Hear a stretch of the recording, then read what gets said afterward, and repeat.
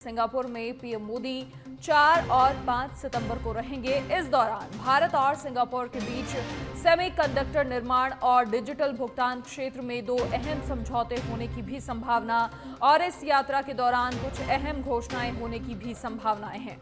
Brunei के साथ भारत ऊर्जा और रक्षा क्षेत्र में सहयोग बढ़ाने की संभावनाओं को देख रहा है। ब्रुनेई ने हाल ही के वर्षों में रक्षा क्षेत्र पर ज्यादा ध्यान देना शुरू किया है। भारत को करीबी सहयोग के लिए संदेश भी भेजा है, ये सूत्रों के हवाले से जानकारी। इसी के साथ रक्षा क्षेत्र में एक कार्य समूह के गठन को लेकर भी दोनों देशों के बीच वार्ता हो रही है। ये रक्षा संबंधों को मजबूती देने वाला साबित होगा। निश्चित तौर पर ये सूत्रों के हवाले से जानकारी।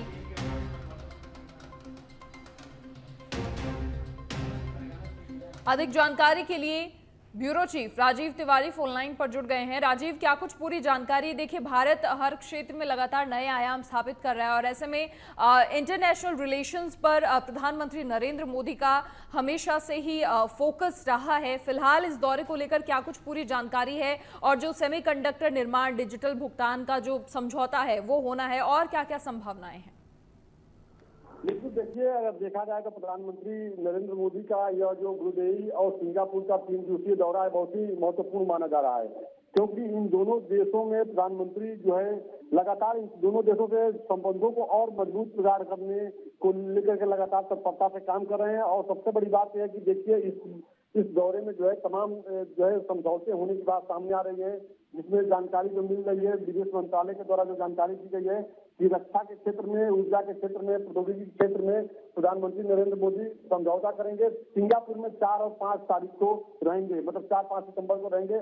इस दौरान जो है तमाम चीजों को लेकर के जो दोनों देशों के जो संबंध है उनको और कैसे मजबूत किया जाए, आने वाले समय में व्यापारिक दृष्टिकोण से किन किन क्षेत्रों में संबंधों को और मजबूत करने की जरूरत है।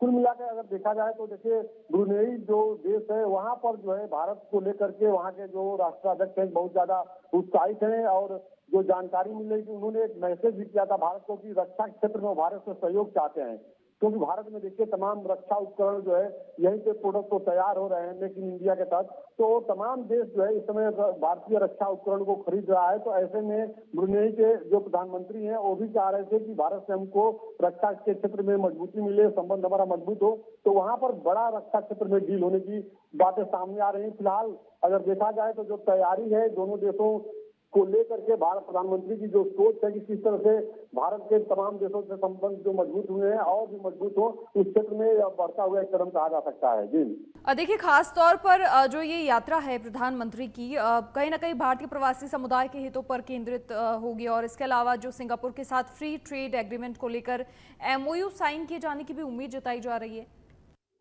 बिल्कुल, देखिए बिल्कुल सही कहा आपने। अगर बात किया जाए तो देखिए सिंगापुर की बात कीजिए या दूसरे देशों की बात कीजिए, इस समय भारत जिस तरह से सभी क्षेत्रों में आगे चल रहा है और प्रधानमंत्री ने जो विजन रखा है कि 2047 तक हमें विकसित राष्ट्र बनाना है और इसी बीच जिस तरह से पड़ोसी देशों को मजबूत कर रहे हैं, पड़ोसी देशों को हर तरह से सहयोग दे रहे हैं, इसको लेकर प्रधानमंत्री की पूरी तरह से दुनिया में वाहवाही है। चाहे कोरोना संक्रमण काल के दौरान देखिए जिन देशों को वैक्सीन नहीं मिल पा रहा था तत्काल वहां पे वैक्सीन का प्रबंध कराना, चाहे वो अमेरिका हो या दूसरे देश हो, तो प्रधानमंत्री नरेंद्र मोदी को लेकर दुनिया के जो तमाम राष्ट्राध्यक्ष हैं एक अलग सकारात्मक सोच रखते हैं और यही वजह कि आज के डेट में सभी देश भारत के साथ अपने संबंध को मजबूत करना चाहते हैं।